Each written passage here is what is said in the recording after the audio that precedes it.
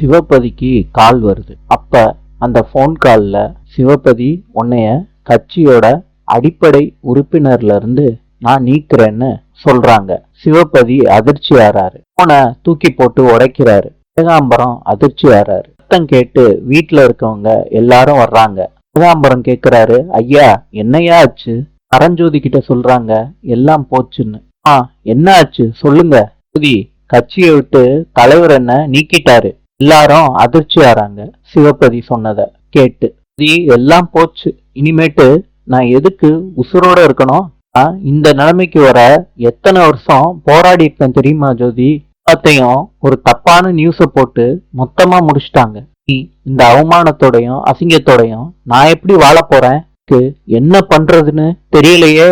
சக்தி மனசுக்குள்ள நினைக்கிறாங்க, மாமாவை கட்சி பதவியில இருந்து நீக்கிட்டாங்களா, ஐயோ அப்படின்னு நினைச்சுக்கிறாங்க மனசுக்குள்ள. சக்தி அவங்க ஆபீஸ்க்கு கால் பண்றாங்க. ரேஷன் அரிசி கடத்தலை பத்தி யாரு சார் பப்ளிஷ் பண்ணது?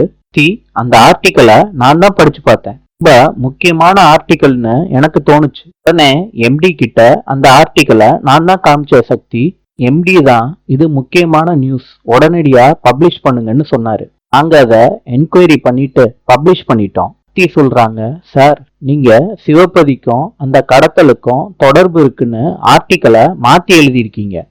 நாங்க ஒன்னும் மாத்தி எழுதல, இருக்கிறதான் எழுதணும். ரேஷன் அரிசி கடத்தின வண்டி சிக்கல் சிவபதியோட வண்டின்னு ஆர்டிஓ ஆபீஸ்ல இருந்து நாங்க நியூஸ கலெக்ட் பண்ணோம். அதை வச்சுதான் ஃப்ரேம் பண்ணி அந்த ஆர்டிக்கலை நாங்க எழுதணும். சிவபதி வண்டியில அரிசியை கடத்தினா அவர் கடத்தினதா எப்படி சார் எழுதுவீங்க? வேலை அவர் வண்டிய யாராவது திருடி அரிசியை கடத்தி இருக்கலாம்ல. ஒழுங்கா விசாரிக்காம அந்த ஆர்டிக்கலை பப்ளிஷ் பண்ண இருக்கவே கூடாது சார். நிச்சயமா சிவபதி அந்த தப்ப பண்ணிருக்கவே மாட்டாரு. உங்க மாமா சிவபதிய வச்சுதான் அரிசி கடத்தலே நடந்திருக்கு. அவரு கோர்ட்ல வந்து நிறுவி கேட்டோம் அப்படின்னு சொல்லிட்டு போனை கட் பண்ணிடுறாரு. அந்த ஆர்டிக்கலை பப்ளிஷ் பண்ணவரை எம்டி பாராட்டுறாரு. எம்டி கேக்குறாரு, சக்தி எங்கன்னு. அந்த கம்பெனி ஸ்டாஃப் சொல்றாங்க, சக்தி இன்னும் வரலையே சார். எம்டி சொல்றாரு, எனக்கு முக்கியமான மீட்டிங் இருக்கு, அதை முடிச்சுட்டு ஈவினிங் வர்றேன். சரி சார்னு சொல்றாங்க. எம்டியும் கிளம்பி போயிடுறாரு. வேலு அந்த பத்திரிக்கை ஆபீஸுக்கு போறாரு. அந்த பத்திரிக்கையை எடுத்துக்கிட்டு வாட்ச்மேன் விட மாட்டேறாரு. அவர் தடுத்தோம், அவரையும் மீறி வேலு வேகமா போறாரு அந்த ஆபீஸ்க்குள்ள.